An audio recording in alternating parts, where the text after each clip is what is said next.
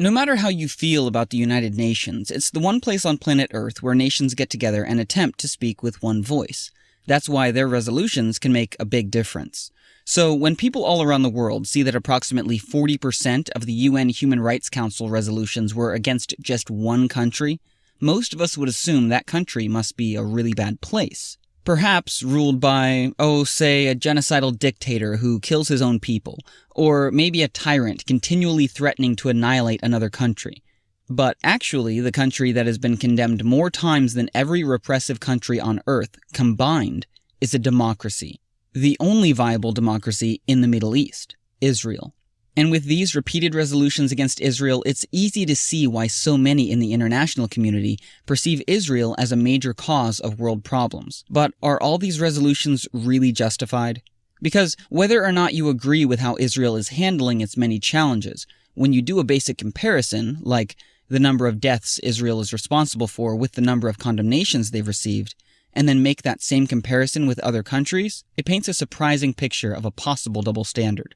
What could explain the enormous imbalance? Quick history lesson.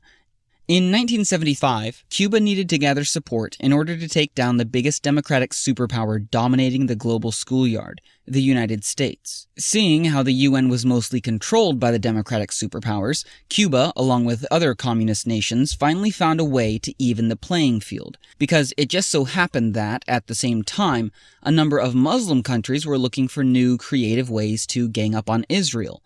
So the communists realized that by joining the Muslims' anti-Israel coalition, they could create an unstoppable voting bloc inside the UN, because with every resolution they passed against Israel, they simultaneously discredited Israel's ally, the United States. So in 1975, the newfound communist Muslim voting bloc spearheaded the passing of a UN resolution that officially stated, "Zionism is a form of racism."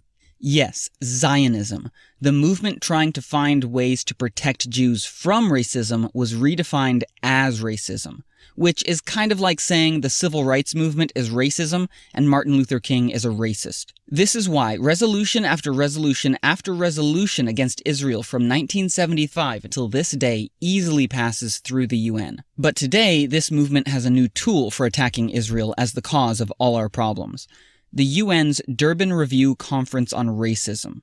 Durban is charged with finding the real root of racism, and at the last conference, keynote speaker and human rights best friend Mahmoud Ahmadinejad, the guy who openly called for Israel's annihilation, revealed that Zionism is not only racist, but the true root of racism throughout the world.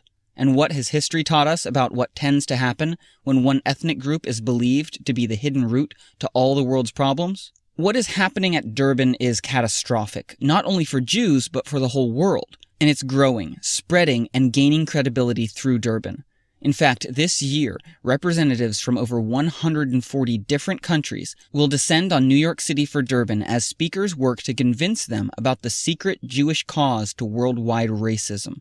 Let's learn from history and this time act before false accusations lead to violence. We cannot leave this message unchallenged. We need your help. We're asking you, your friends, families, neighbors, and faith community to join us in New York City and expose this threat and confront this lie before it once again takes hold of half the world.